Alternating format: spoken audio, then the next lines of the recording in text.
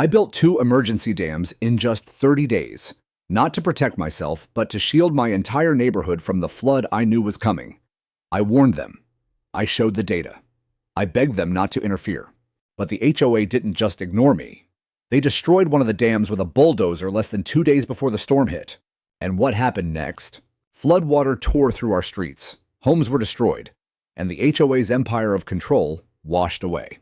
This is the true story of how one homeowner stood up and turned a wall of water into a wall of justice. I still remember the way the wind blew that week, quiet at first, but heavy pressing like a warning whispered too softly to hear. The skies had taken on a shade of gray that didn't feel normal. I'd spent enough years in the Army Corps of Engineers posted in places where weather didn't just ruin your picnic, it decided life and death. And this smelled exactly like trouble. Our neighborhood, West Alder Ridge, sat nestled in a gentle valley just outside of town. On a map, it looked safe, tidy, manicured lawns, long cul-de-sacs, and walking trails wrapped around an old seasonal creek that hadn't seen a proper flow in decades. But I knew better. Nature doesn't ask for permission to wake up. It started with the weather reports. Light rain Monday, increasing to moderate by Thursday, and then a full-on atmospheric river by the weekend. 10 inches in 48 hours. That would overwhelm our drainage systems. But when I brought it up at the HOA's monthly board meeting, a meeting they barely let me attend, mind you, they laughed. Karen scoffed the loudest. Of course she did. She sat at the head of the long oak conference table like a self-appointed queen, her HOA pin glinting under the fluorescent light like a badge of authority. "Mr. Danner," she said with a forced smile, and that condescending tone that always made my spine tighten. "We don't need doomsday predictions. The city's got stormwater control, and it's not your job to monitor the sky." I wanted to say that I'd seen roads collapse under less, that I'd mapped flood zones in Afghanistan and built makeshift levees in Puerto Rico after Hurricane Maria. But I bit my tongue. My credentials never impressed this group. They only saw a retired man with calloused hands and a stubborn attitude, someone who, in their minds, had too much time and too little respect for rules. So I walked out of that meeting with their dismissive smirks burned into my mind. But I also walked out with resolve. I had no intention of letting my property or my neighbors' homes be sacrificed on the altar of HOA ignorance. My backyard sloped gently toward the old creek bed, which now served more as a dry walking path than anything else. But if enough water came down those hills, it would turn into a funnel one that could spill straight into the lower cul-de-sac, where Karen and half the board lived. Irony, I thought, had a way of flowing downhill. The next morning, I dusted off my old surveying gear, pulled out topographical maps from the county archives, and walked the perimeter. I took measurements, snapped photos, flagged key points where runoff would hit first.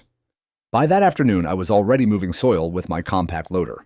I didn't want to wait for permission. I knew the HOA would block me if I asked. They didn't understand mitigation.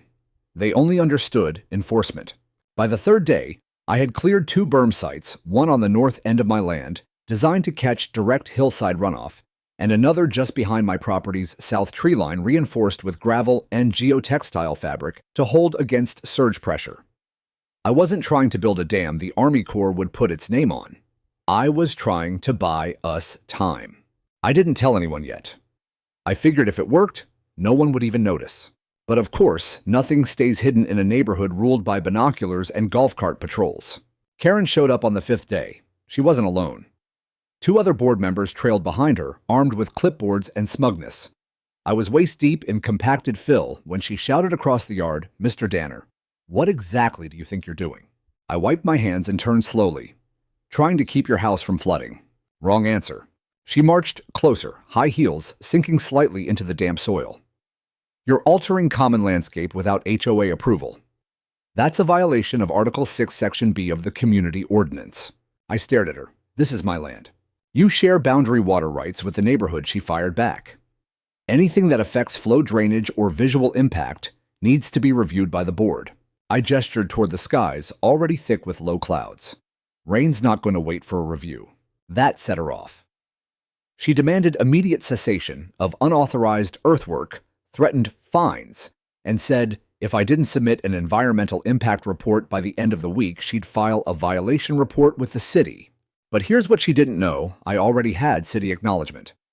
I'd run this past a friend of mine, a former colleague now working in the Department of Emergency Management.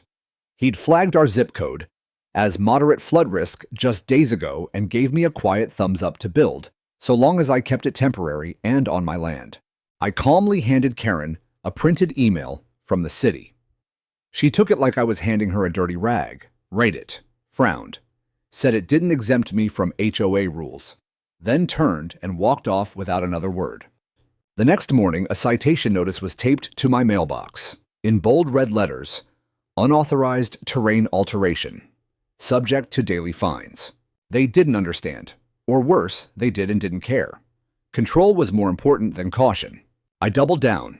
I worked through the rain, reinforced the berms, drove steel stakes into the southern dam, and wrapped them in concrete sleeves. I logged everything: time-stamped photos, water flow, models, measurements. I even installed a small motion camera to monitor any tampering, because I knew how this kind of story went. And I knew Karen wasn't done yet.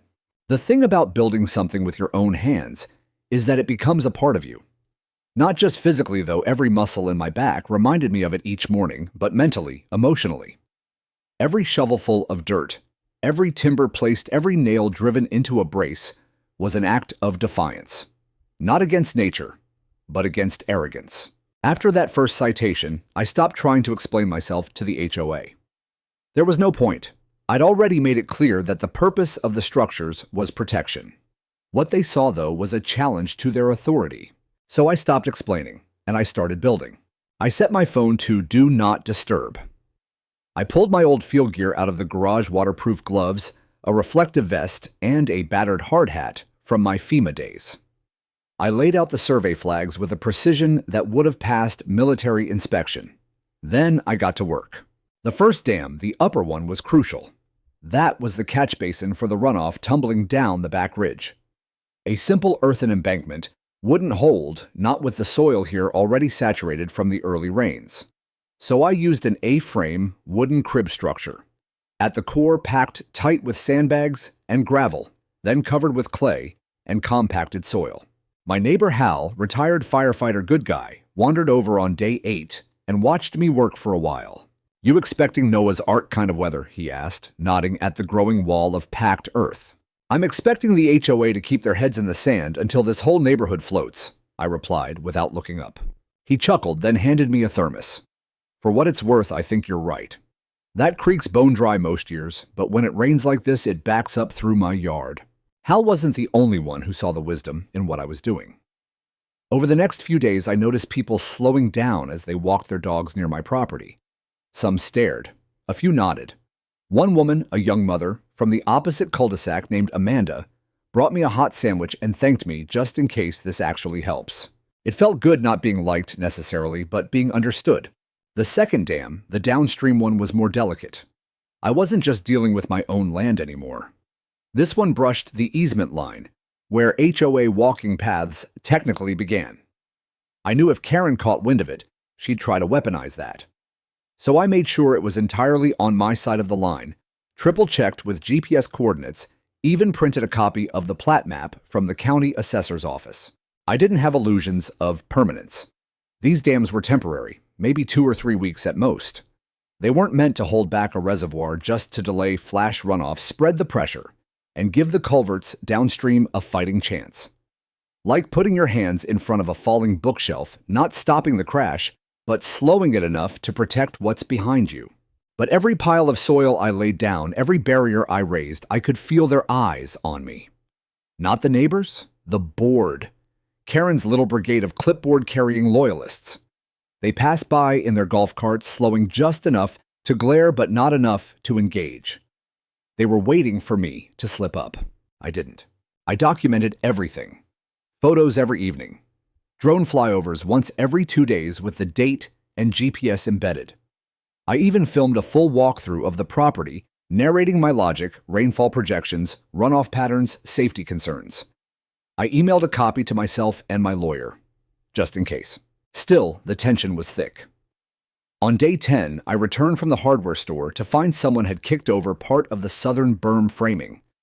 It wasn't much, just a few support stakes knocked loose, but it was deliberate. There were boot prints in the mud, small narrow ones, Karen's size if I had to guess. I didn't say anything, just rebuilt it better, stronger. And this time I installed hidden trail cameras in the trees, night vision motion triggered time-stamped. Let them come. By day 15, the rain started in earnest. Not the heavy stuff, not yet, but a steady pattering that filled the air with a kind of tension you could taste. The clay beneath my boots was slick. Puddles pooled in the uneven ground, but the berms held. Water channeled away cleanly. My calculations were spot on. The city sent out another warning flood advisory in effect for the county. That same afternoon, I saw a new citation taped to my fence. This one with an added clause subject to removal by order of the HOA Enforcement Committee. That night, I sat at my kitchen table and stared at the citation, flipping it over in my hands. Then I opened the filing cabinet in my office, pulled out the original deed to my property, and read through the easement sections again. Just as I thought the HOA had no jurisdiction on my internal improvements, so long as they did not encroach on designated common property or violate city code. And they didn't. The city knew that. I had emails to prove it. But the HOA didn't care about the law. They cared about obedience. And in their eyes, I was refusing to bow. I checked my cameras before bed. No motion, no visitors. Good. But something told me Karen wasn't done. On day 19, I woke to the sound of engines. At first, I thought it was city crews. The county had been inspecting some drainage ditches nearby. But when I stepped out onto my porch, I saw them. 2 hired landscaper trucks, 1 small bulldozer, and Karen, arms folded, standing in the middle of my property like she owned it. "You're in violation of the HOA's landscaping uniformity standards," she said. "This structure is being removed per board decision." "You set foot past that marker," I growled, pointing at the boundary stake, "and I'll file trespassing charges." "I already filed for emergency authority," she smirked, holding up a paper I couldn't see from where I stood. "This is a hazard." No, I thought. What's hazardous is your ego. I walked back inside. Not because I was giving in, but because I knew the cameras were rolling. I wanted every second of what happened next preserved. And when I returned with my phone and lawyer on speaker, the first dig of the bulldozer had already begun. They were tearing down the southern dam, the dam that stood between the entire lower cul-de-sac and the flood. I stood there in the cold drizzle rain, clinging to my flannel sleeves, watching in stunned silence as the bulldozer's blade scraped into the southern berm. Each pass of its metal jaw peeled away hours, days, weeks of my work, layer by layer, inch by inch, dismantling not just a structure, but a safeguard, a barricade, a promise. Karen didn't flinch. She stood off to the side beneath a massive black umbrella that made her look like a villainous matriarch from a bad suburban soap opera. Her arms were crossed tightly across her designer raincoat, and her expression was infuriatingly satisfied, like a school principal catching a kid with gum in his mouth. Behind her, 2 other board members watched nervously, not quite as smug as she was, but unwilling to step out of line. The men operating the equipment, hired laborers, probably subcontracted by the HOA, didn't make eye contact with me. They just followed orders. I couldn't blame them. They had no idea what they were destroying.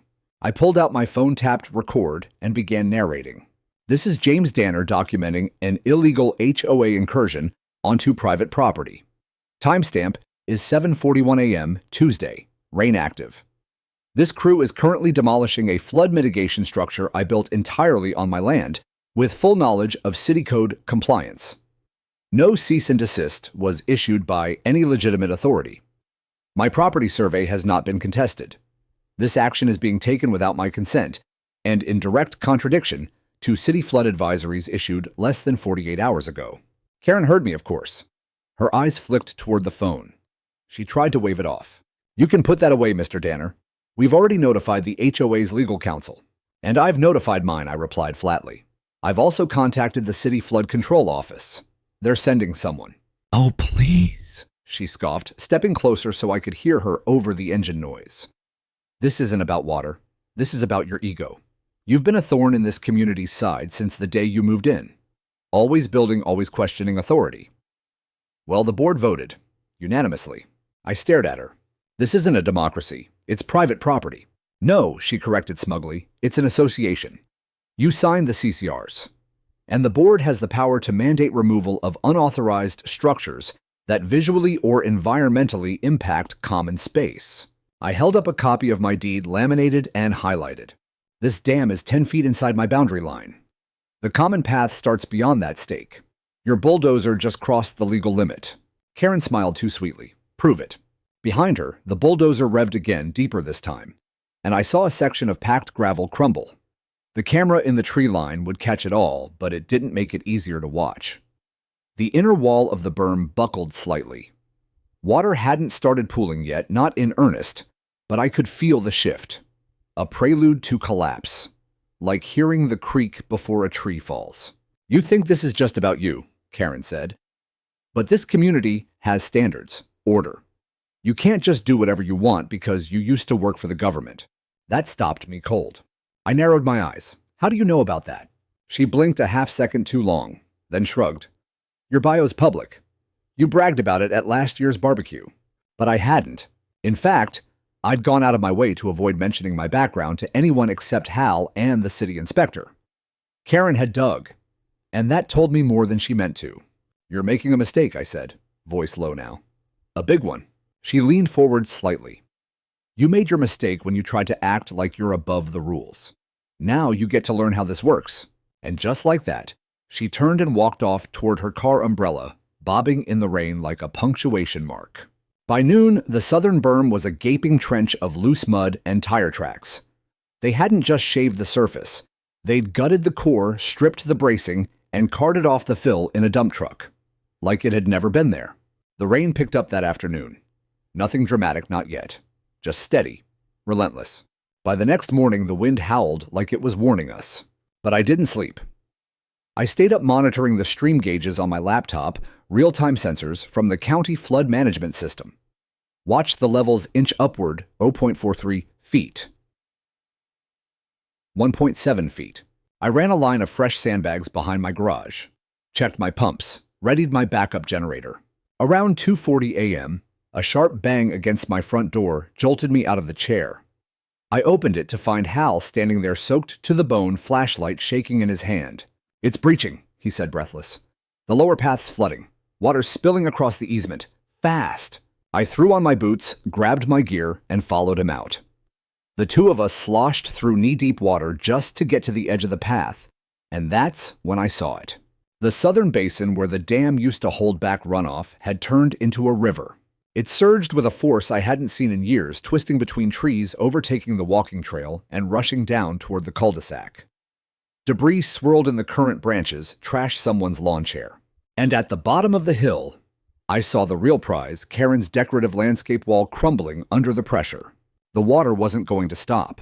I called the city emergency line, filed the first incident report, marked it as flood impact potential structural risk to homes. By dawn, the news vans would show up. But at that moment, I stood under the sheeting rain soaked to the bone, watching nature do exactly what I had tried to prevent. Karen had made her move. Now it was my turn. By sunrise, the damage was undeniable.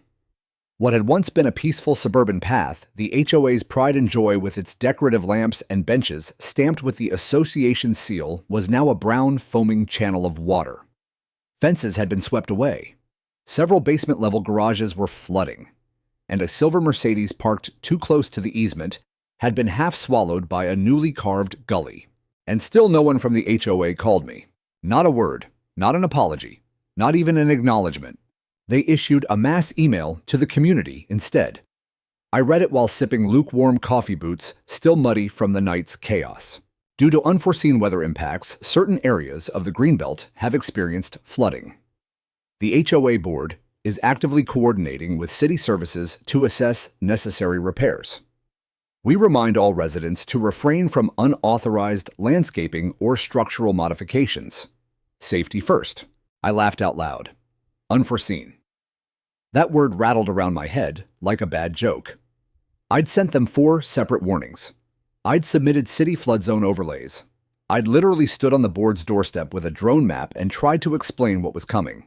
And now, after they bulldozed the very thing keeping this water at bay, they had the audacity to pretend it was a surprise.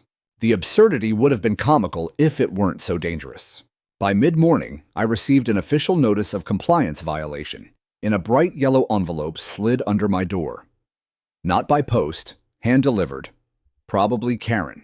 It read, "This serves as final notice regarding non-approved modifications to landscape and drainage patterns on Lot 47B. Failure to comply with HOA directives has resulted in direct property and common area disruption. You are hereby required to dismantle all remaining structures within 72 hours or be subject to legal escalation under Section 13D of the HOA bylaws. Further violations may result in civil action." I sat back, jaw-tight eyes scanning each smugly typed paragraph. They wanted to tear down the second dam, now the only one still holding. The upper berm was holding back a slow but rising flow from the northern slope. I'd reinforced it heavily. But it wasn't built to do the job alone.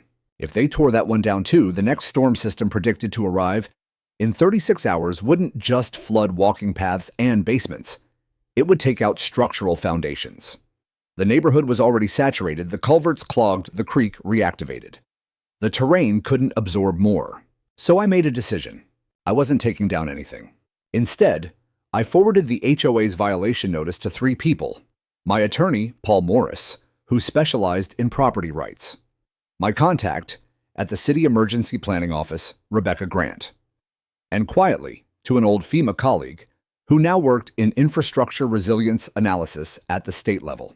Then I got to work documenting everything. I hiked up to the upper berm and filmed a walkthrough, giving details, elevations, rainfall data, and soil saturation levels. I showed the camera how the flow was building. I highlighted how removing this structure would violate 3 municipal safety codes and 1 federal emergency mitigation guideline. Then I zipped the footage into a drive and dropped it off in person at City Hall with a note: "Urgent potential infrastructure risk due to HOA actions. Request emergency review." By late afternoon, Karen appeared again. Not with a bulldozer this time, but with a clipboard and 2 men in suits. One of them introduced himself as Mr. Harlan, legal representative for the HOA. The other didn't speak at all, just walked the edge of my property, taking photos. Karen didn't waste time. "We've given you ample warning, Mr. Danner. Now you're in open defiance." I didn't respond. I let her talk while my body cam recorded from my chest pocket. "You've created unauthorized dams. You've altered watershed flows. You've endangered adjacent properties. And now, after the events of last night, you want to act like a hero. The board sees through your games." I finally met her gaze. There were no games. There was just you ignoring every sign. And now the whole community is paying the price. Mr. Harlan interjected smoothly. "We're here to offer a last opportunity. If you voluntarily remove the remaining structure, the HOA will forego retroactive fines and instead consider a compliance reset. But if not, I've already sent footage and engineering data to the city I cut in. That stopped them." I let it hang for a beat. "Also sent to FEMA and the State Resiliency Task Force. This dam falls under personal emergency mitigation, not aesthetic landscaping. It is not subject to HOA bylaws in this context, especially not during an active flood advisory." Harlan frowned. Karen's expression tightened. "If you bulldoze that structure," I continued, "and the next storm causes additional damage downstream, you will be liable. Personally and civilly." She blinked, jaw working like she wanted to say something but couldn't find the words. Then she pivoted. "Fine," she snapped. "If the city wants to get involved, so be it. But don't expect sympathy when this entire place becomes a mud pit because of your obsession." As they turned to leave, the silent man finally spoke. "You know," he muttered to Karen just loud enough for me to hear, "some of these measurements match the Federal Hydrology Index. If that's true, and this qualifies as floodplain mitigation, we may not want this escalated." She hissed back something too low to catch. They got in their black SUV and drove off. I stood there soaked again in drizzle, staring at the churn of water behind the berm. I didn't feel triumphant. I felt dread, because the next storm was coming fast. And if the dam held, I'd save the neighborhood. But if it failed, I'd be the villain they always wanted me to be. The first gust slammed into the window like a shoulder-sharp urgent unannounced. I'd just finished tightening the last row of sandbags along my lower fence line when the wind shifted. It carried a thickness, a heaviness that had nothing to do with temperature. The air buzzed with tension, the way it does right before something breaks. I looked up and saw the sky split open in a bruised gray arc, fast-moving clouds dragging sheets of rain across the ridgeline like stage curtains being yanked shut. And just like that, the storm began. It wasn't a gentle build like before. This time it came down in walls, unrelenting, hammering the earth so hard I could hear the metallic ping of it on my wheelbarrow from 20 feet away. Visibility dropped in minutes. The hills disappeared behind a curtain of water. The trees looked like they were shivering their branches, convulsing in the wind. I rushed back into the house, soaked, grabbed my weather radio, and powered up the monitoring system. The creek sensors were already pinging red. The flow had doubled in under an hour. I zoomed into the topographical overlay I'd been watching for days. Water was moving fast down the northern slopes, faster than predicted, and it was all heading straight toward the upper berm. I yanked on my coat and boots again, grabbed my flashlight and drone kit, and ran outside. Mud slid under my feet like ice. I nearly went down twice before I reached the edge of the property. The sound of the storm was deafening now, rain, wind, and somewhere in the distance the low, thunder-like groan of something shifting. Earth trees? I couldn't tell. The upper dam came into view through the sheets of rain, still standing. But it was groaning. Water pressed against it like a fist on a locked door. The pressure had built up faster than I'd calculated. I hadn't expected the southern side to funnel runoff too. But with the other dam gone, the water had diverted across two lower hills and was pouring in at a new angle. I knew the structure was strong, triple reinforced, double braced, compacted in layers. But nothing is indestructible. I took out my drone, sheltered it under my jacket, and launched it with shaking hands. The camera rose above the property, giving me a wide-angle shot of the entire valley. What I saw nearly knocked the breath out of me. The old creek bed, now fully activated, had breached its banks near Hal's yard. The cul-de-sac where Karen and the HOA board lived was already taking water again. Driveways were flooded. A retaining wall on Birch Court had collapsed, sending a section of a fence floating like driftwood. And still the rain poured down heavy as grief. I toggled the drone toward the upstream ridge. My heart sank. There, barely visible through the drone feed, was a landslide beginning to form. A slow slither of mud, carving down the slope like chocolate syrup, creeping toward the lower trail. Not catastrophic, not yet, but enough to send a shock of urgency through my chest. This was bigger than any of us had expected. Back at the dam, I inspected the seams, the overflow channel, the central brace. So far, everything held. But the water was rising fast, and if the emergency spillway failed, it would overtop in hours. I pulled out my radio and called Rebecca at the city's emergency office. She answered on the third ring. Rebecca Danner here. You need to escalate the alert level. We're approaching critical pressure on the retention structure I told you about. Creeks breached, landslide forming on the northeast ridge. The dam is holding for now, but I need sandbag reinforcements and a pump relay before nightfall. Got it, she said, instantly serious. Sending out a crew. Do you have photographic confirmation? Drone footage already in your inbox. You want me to issue the neighborhood alert? Yes. And Rebecca, if anyone from the HOA tries to interfere, log it. She understood. I knew she would. By the time I returned to the house, the power had flickered twice. I prepped the generator, sealed the basement entrance, and rechecked the sump pumps. The last thing I wanted was to be fighting water inside while chaos raged outside. At 3:47 p.m., I received a citywide alert on my phone. Flood warning, imminent runoff surge in zone B6. Residents advised to seek high ground and avoid low-lying walkways. Emergency shelters open at Woodcrest High School and Shady Glen Church. That was the city's way of saying, we should have listened to the guy with the dam. But not everyone got the message in time. Around 5:30, I heard screaming from down the trail. I ran outside, flashlight cutting through the murk. At the edge of the walking path just below, where the southern dam used to be a young couple, was trying to guide their golden retriever through waist-deep water. The animal had panicked, tangled its leash around a mailbox post, and now thrashed wildly as the current surged stronger. I ran straight in. Cold water hit like ice, nearly knocking me off balance.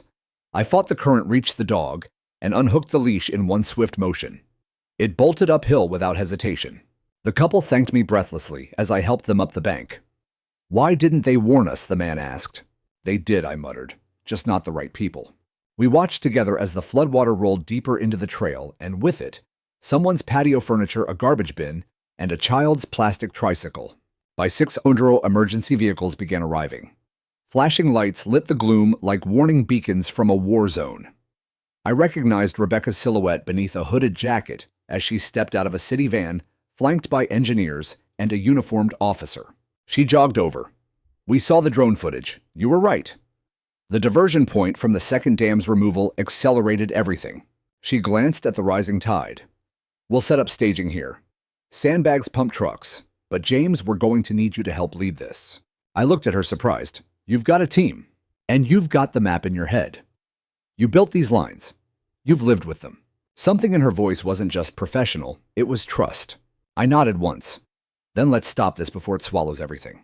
As we moved to coordinate emergency defenses, I couldn't help but glance toward the far end of the cul-de-sac.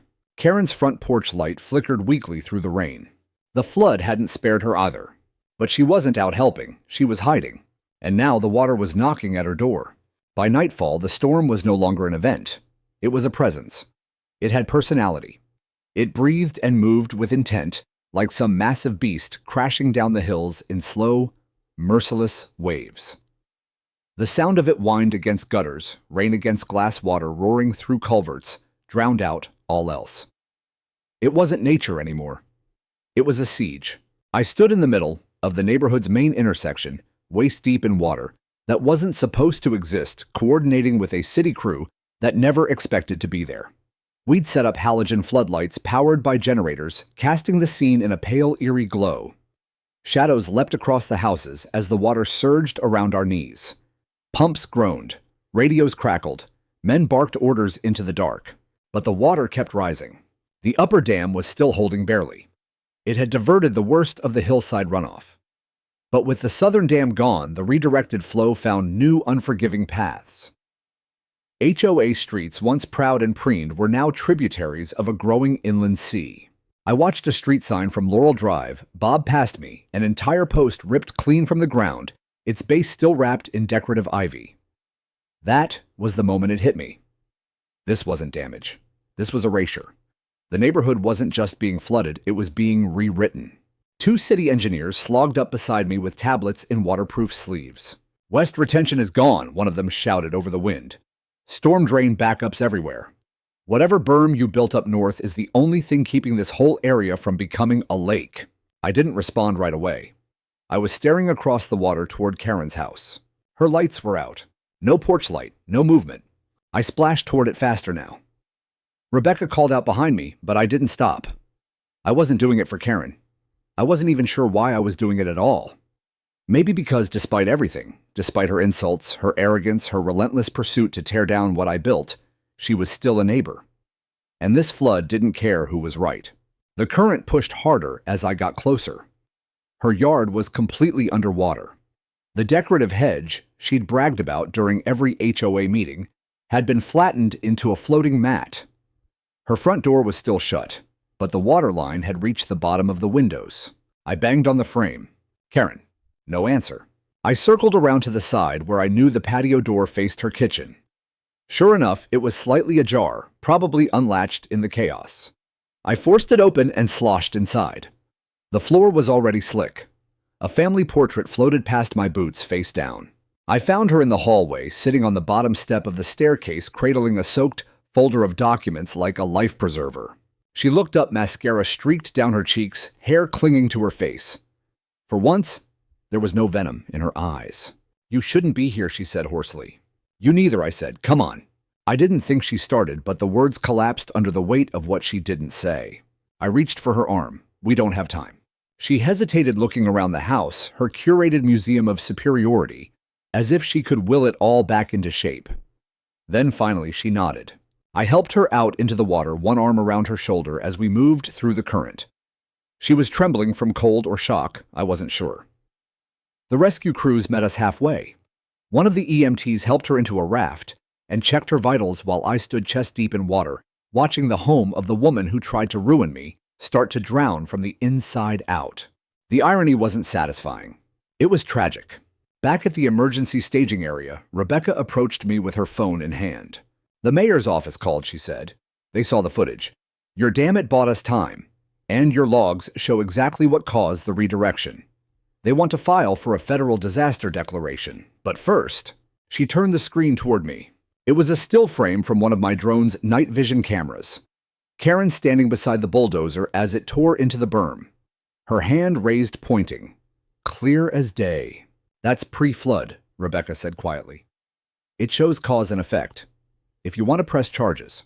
I didn't say anything for a long time. The rain finally began to taper, softening into a steady drizzle. Lights flickered back on in a few houses, powered by generators. The hum of pumps overtook the roar of the storm. No, I said at last. Not yet. Rebecca raised an eyebrow. I want her to sit with it first, I said. All of it. The truth. The weight. Let the water speak. And it did. Overnight, it continued carving its path through the ego of the HOA. The manicured medians, the overpriced fountains, the pristine walking trails all blurred beneath muddy water. The board had gathered earlier in the week to review community aesthetics. Now their meeting room was filled with soaked filing cabinets and floating chairs. The damage report by sunrise would be staggering. But the dam still held. That was something. By morning, the water began to recede. The neighborhood exhaled, if only barely. And I stood by the edge of my property boots, rooted in muddy ground, watching as neighbors I barely knew started to emerge from their homes, blinking in the overcast light. Some looked ashamed. Some looked grateful. A few just looked lost. And in the distance, I saw Karen wrapped in a silver thermal blanket, hair damp, eyes hollow, being led into a city van without a word. She didn't look back. By the time the storm finally lost its grip on the valley, the neighborhood was no longer recognizable. The symmetry that the HOA had obsessed over, the trimmed hedges, the uniform mailboxes, the pristine walkways had all dissolved under the flood's brutal honesty. Nothing about the place looked orderly anymore. What remained was raw, exposed. The masks were off. The flood had taken more than just property. It had taken control. But while the HOA board stumbled to make sense of their unraveling authority, I found myself stepping into a role I hadn't worn in years. Not officially. Not since I retired. The city emergency crews were short-staffed. Their team was stretched thin across 3 counties, and while they had equipment, they didn't have the intimate terrain knowledge I'd developed over the last 2 decades. More importantly, they didn't know West Alder Ridge the way I did. Its dips, its natural flow lines, the unrecorded culverts, and invisible weaknesses under the landscaping. So when Rebecca handed me a yellow safety vest and asked if I could coordinate the pump strategy for sectors B and C, I didn't hesitate. I nodded, pulled my soaked ball cap lower, and got to work. At first, the city workers didn't know who I was. To them, I was just another homeowner pitching in. They followed my direction, but I could feel the skepticism. That changed about an hour into the operation. One of the portable pumps failed near the Birch Court retaining wall, a section already compromised by the southern flood surge. I sprinted over knee-deep in brown water, motioning the crew to move the intake hose while I recalibrated the control valve manually. "You've done this before," one of them said, watching me with a raised brow. Once or twice, I replied, not looking up. Later, while we were digging a temporary runoff trench near the playground, now nothing more than twisted metal and floating mulch, another tech asked where I'd trained. I told him Army Corps, Civil Engineering Branch. 8 years in coastal reinforcement, 10 in disaster infrastructure. His eyebrows shot up. "You were federal." I just nodded. That was when it spread. Word moved through the teams quickly. The guy on lot 47B, he wasn't just some cranky old veteran with a shovel. He was a former federal emergency engineer, someone who had built and reinforced infrastructure in disaster zones from the Gulf Coast to the Sahel. Someone who understood water gravity and what it took to hold a line when everything was falling apart. They started deferring to me. By midday, I was standing with a group of field engineers, city planners, and drone operators, pointing to maps, coordinating pump placements, and revising emergency runoff routing. It was surreal. Just days ago, I'd been labeled a rogue homeowner, fined, threatened, told I was a liability. Now I was leading the flood response effort in the very neighborhood that tried to silence me. But I didn't gloat. I didn't need to. The truth had already surfaced with the water. Even the neighbors, the ones who once crossed the street when they saw me coming, began to approach, quietly, one by one. Hal brought me fresh gloves and coffee. Mrs. Berman from 3 houses down offered to help sandbag the remaining garage doors. And Amanda, the young mother, who had once brought me a sandwich while I worked on the berm, showed up with her teenage son and said, "Tell us what to do." It was something I never expected to see in this place trust. Late that afternoon, as we cleared out the last of the major blockages near the main storm drain, I saw Karen again. She wasn't wearing her trademark blazer or her HOA pin, just a gray hoodie and rain boots too big for her feet. She was standing off to the side of the staging area, staring at the remains of her front lawn, which now resembled a war zone. Mud trash and a broken stone planter sat like tombstones to her old authority. She didn't speak. She didn't look at me, but her hands trembled, clutching a clipboard not with power but with desperation. She was still trying to hold on to the rituals of control even as the structure that supported her power had eroded completely. A city official approached her asking about flood insurance records. She fumbled through soggy papers, flipping pages with wet fingers. The official looked at me instead. "Do you have records on the southern dam's removal?" "I do," I said, and handed over a USB drive. Drone footage, time-stamped. Board decision in violation of advisory protocols. Karen's head dipped slightly. She didn't argue. She didn't interrupt. She just stood there, finally quiet. I didn't feel triumphant. I felt tired. But I also felt something else, like I had finally put something right. Not just in this neighborhood, but in myself. For years, I had been afraid to step forward, to speak too loud, to challenge. My time in federal service had shown me how bureaucracy could punish those who acted too boldly, and retirement had taught me how silence could feel safe. But this was different. I didn't need a badge to do what was right. I just needed conviction and proof. That night, the city crew held a small debriefing inside the community center, the same one where the HOA board used to hold their quarterly meetings. The carpets were soaked, the projector was fried, and folding chairs lined the walls. But the lights were on and the room was warm. Rebecca pulled me aside after the meeting. "James," she said, "when this is over, I want to nominate you for the Community Resilience Award." I shook my head. "I didn't do this for that." "I know," she said. "But you should be recognized, not just for what you built, but for what you stopped." I looked around the room, at the exhausted faces, at the water-stained floor, at the plans now drawn on the whiteboard, not by HOA officials, but by civil engineers. The balance of power had shifted, and Karen knew it. As I left the center, I passed her in the hallway. She didn't meet my eyes, but her voice followed me as I walked by. I was wrong. I stopped. She still wouldn't look up. About the dam. About you. About all of it. I didn't say anything. I just nodded once, a silent truce, and kept walking. The flood had washed away more than fences and flower beds. It had swept out arrogance and left space for something new. The water retreated slowly, as if reluctant to leave behind the destruction it had carved. For 3 days, it ebbed in sections, draining from backyards, slipping off rooftops, seeping out of basements. The smell came next, that unmistakable stench of wet drywall, rotting mulch, and old runoff. The flood had passed, but it left a trail of memory in every soggy carpet and collapsed porch step. And with the mud came the blame. At first, people whispered. You could hear it in the way neighbors spoke to each other on the sidewalks, cleaning out their garages, or tossing soaked furniture onto the curb. Questions formed in half-finished sentences. "Did you hear what really caused the breach? They said someone tore something down. I thought the HOA was supposed to..." But it didn't stay whispers for long. By the end of the week, 3 separate households had filed formal complaints with the city naming the HOA board, specifically Karen, for negligence. One couple filed an insurance claim that directly referenced the destroyed southern dam as the inciting failure. Word got out that I had video evidence.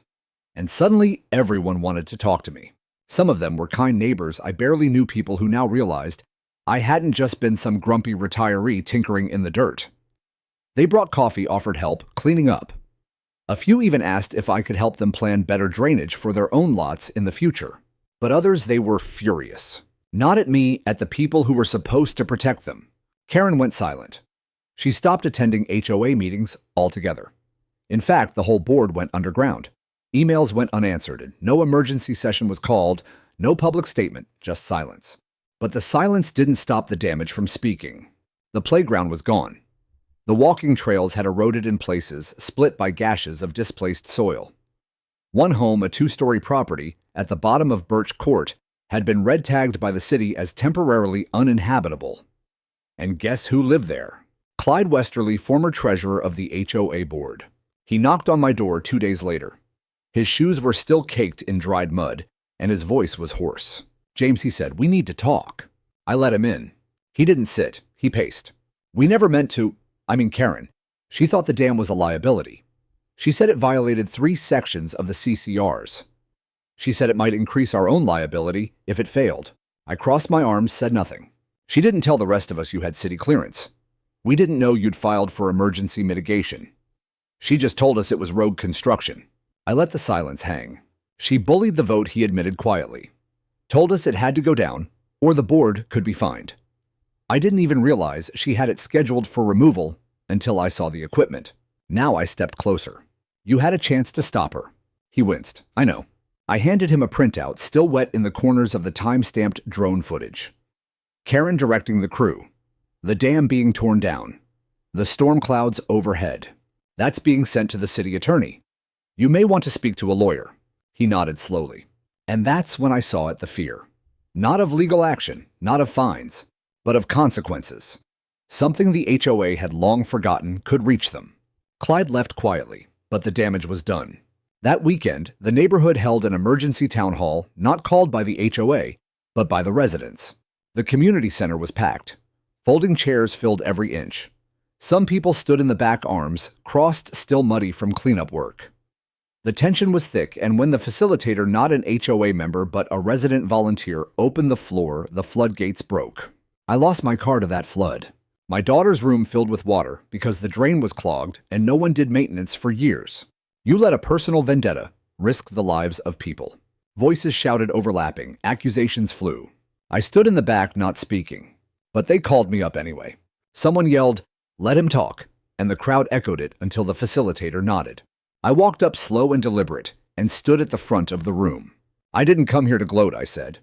"I came here because I built something to prevent a problem. And instead of support, I was harassed, fined, and ultimately sabotaged." Silence. I held up my phone and tapped the screen. A projector blinked on behind me, the same drone footage now visible for everyone to see. "This," I said, voice steady as what happened when the HOA board destroyed the dam. Gasps, murmurs. A woman covered her mouth. Before this, I added, I sent emails. I warned them in meetings. I even handed them official maps. They chose control over community. And you all paid the price. Someone yelled, "Where's Karen now?" But I didn't answer. I didn't have to. The following Monday, 4 board members, including Karen, received formal notifications of a community recall vote. Residents had petitioned to remove the board under the Emergency Amendment Clause in the HOA's charter. They had the signatures. They had the momentum. They had proof. The same people who once nodded politely at Karen's every word were now demanding audits, asking for financial transparency, calling for third-party oversight. It was like watching a revolution, slow but irreversible. 1 week later, Karen resigned. No speech, no ceremony. She left her position with a 1-sentence email. "Effective immediately, I am stepping down from the HOA board." I stood on my porch that evening, watching a red hatchback pull away from her driveway for the last time. No one waved. No one came out to say goodbye. She was gone. And something else, something long, buried beneath bylaws and fake smiles, began to rise in her place. Accountability. It was strange walking into City Hall not as a man filing complaints, but as a man holding receipts. For years, I'd sat through public comment sessions, zoning meetings, and property code briefings, sometimes as an engineer, sometimes as a homeowner, always as a voice in the back that people politely tolerated and quickly forgot. But this time I wasn't alone. Behind me sat a dozen residents from West Alder Ridge. Hal was there, arms crossed, jaw firm. Mrs. Berman sat with a copy of the HOA charter in her lap. Even Amanda came with her teenage son. These weren't just spectators anymore. They were witnesses, and I was no longer just a man with a muddy backyard. I had a flash drive in my pocket with time-stamped footage of HOA officials, namely Karen, ordering the destruction of an emergency structure during a declared flood advisory. I had printed emails from city emergency planners and a signed statement from Rebecca Grant confirming that I had communicated risk assessments in advance of the storm. I had engineering notes, permit acknowledgments, a timeline cross-referenced with rainfall data and culvert saturation percentages. What the HOA had considered a nuisance, I had quietly turned into a case. The council chamber was hushed as the city clerk called my name. James Danner, private resident, requesting time on the agenda regarding emergency response failures and HOA interference. I stepped forward, notes in hand. I didn't need to look at them. Good evening, I began steady into the microphone. I come here not as a plaintiff. Not yet. I come here as a resident and a former federal emergency engineer to request the city formally open an investigation into the actions of the West Alder Ridge Homeowners Association, specifically their interference in private property infrastructure designed to mitigate flood damage during the March storm. A murmur rippled through the chamber. I clicked the remote. The projector lit up behind me. Frame 1, the bulldozer, Karen directing at a copy of the citation visible on the screen. Frame 2, floodwater breaching the Southern Trail. Frame 3, neighborhood homes underwater. I built 2 berms on my property. One was destroyed by HOA order less than 36 hours before the storm's peak rainfall. The other held. The damage we saw could have been minimized, perhaps avoided entirely, had the HOA not interfered. I paused. Let the images breathe. The council president leaned forward, adjusting her glasses. Mr. Danner, we're aware of the flooding, but I have more, I interrupted, not out of disrespect, but necessity. I handed her a binder. Pages 7 through 13 contain communications between myself and the city emergency department. Pages 15 through 21 show the HOA's violation notices citations and the board's order to demolish. I also have recorded testimony from neighbors confirming that the board ignored warnings, misrepresented facts, and potentially violated municipal code by ordering destruction of mitigation infrastructure during an active advisory. A younger council member leaned over to read through the documents. His brows knit together the farther he read. Are you seeking damages? Another asked. Eventually, yes, I said, but right now I'm seeking policy change. That turned heads. I continued. We live in a town where more and more communities are governed by private associations that operate outside the scope of municipal oversight. That model assumes good faith. But when those associations misuse power, manipulate residents, or interfere with emergency planning, we don't have a fast enough mechanism to stop them. So what do you propose? Someone asked from the dais. I took a breath. This was the part that mattered. I'm proposing a city ordinance requiring any HOA operating within flood risk zones to register mitigation structures with the city and to obtain approval from the Emergency Management Office before altering, removing, or destroying any structure related to water flow. I'm proposing that all HOA citations issued during a declared weather emergency be suspended until reviewed by the city. And I'm proposing that the city develop a resident ombudsman office to mediate conflicts between HOA boards and homeowners, particularly when safety is involved. Silence. A few people scribbled notes. Others nodded. One of the council members looked toward Rebecca Grant, seated in the rear. Ms. Grant, can you confirm this resident's cooperation with your department? She stood. Absolutely, she said. Mr. Danner provided regular updates before the storm flagged topographical vulnerabilities and submitted flood model projections that proved accurate. His dam was not only effective, it likely prevented loss of life. That last part landed like a hammer. The council president exhaled. Thank you, Mr. Danner. We'll take this under serious review. But I wasn't done. There's one more thing, I said. The HOA has yet to issue a single public apology. No acknowledgement of the decision to remove the southern dam. No assumption of responsibility. And while Karen has resigned, the rest of the board remains silent. I'd like this body to consider a temporary freeze on the HOA's enforcement authority until the investigation concludes. No new citations, no new fines, no new action until transparency is restored. That caused a stir. Council members exchanged glances. The audience murmured. Then the president nodded slowly. We'll review that request as well. Afterward, people clapped. I hadn't expected that. I wasn't after applause. But in that moment, I realized the story had changed. I was no longer the problem. I was the guy who showed up when it mattered. The local news ran a segment the next day. Retired engineer's dam-saved neighborhood now takes on HOA.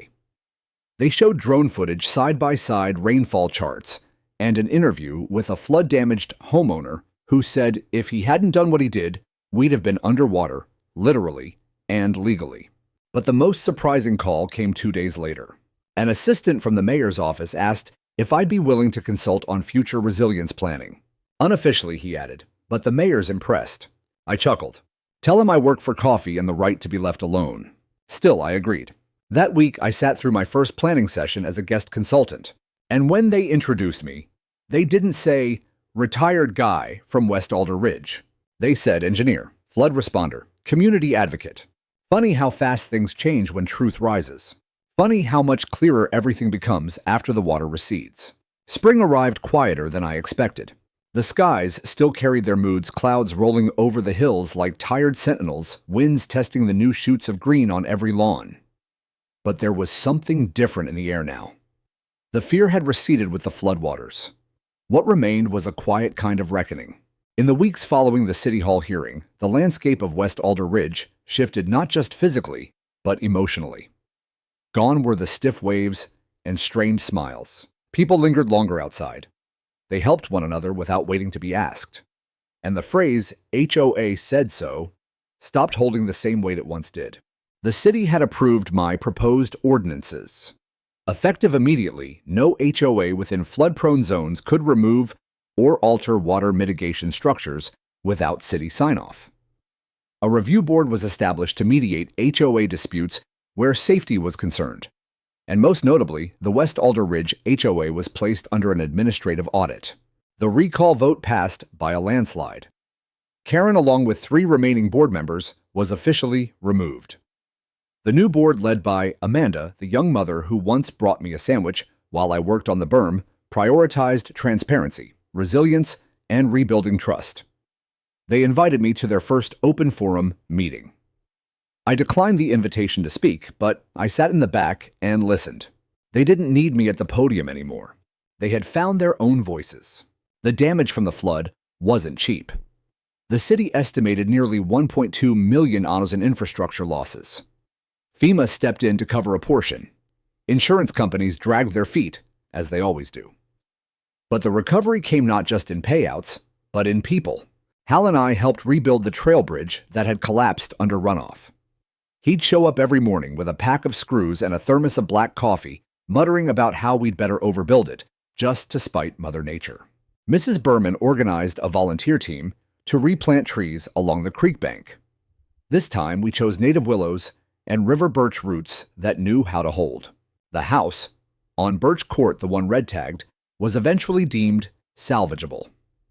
Clyde Westerly, its former owner and ex-HOA treasurer, moved out shortly after. Rumor was he bought a cabin 2 towns over. No one asked him to stay. And Karen, no one saw her again. Some said she moved back in with her sister.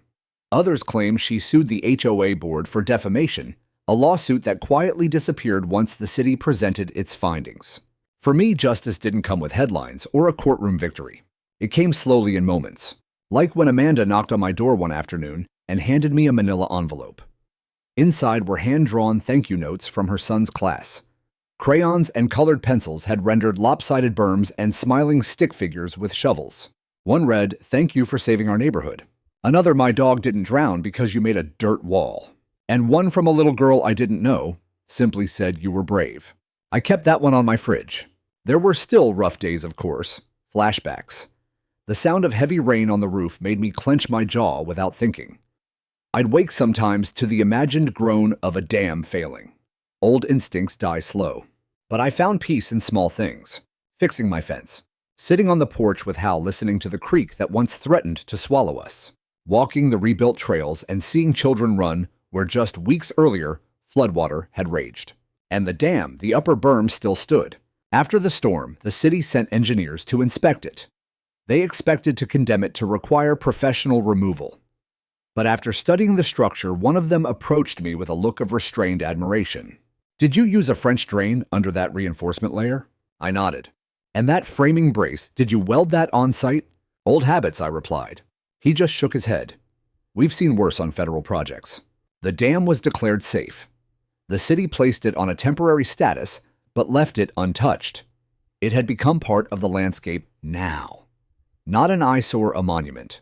One afternoon, I carved a small wooden sign and planted it near the base. Nothing flashy, just 3 words. It held strong. In the end, that's what this whole thing was about. Not just the dirt, or the flood, or the war over property lines. It was about holding the line when no one else would. About standing firm when others chose power over prudence, image over impact. It was about trusting what you know even when you're mocked for knowing it. And now, when it rains, and it does, often the water flows along the path I built. It curves through the reinforced spillway, hugs the contour of the hillside, and pours gently into the culvert.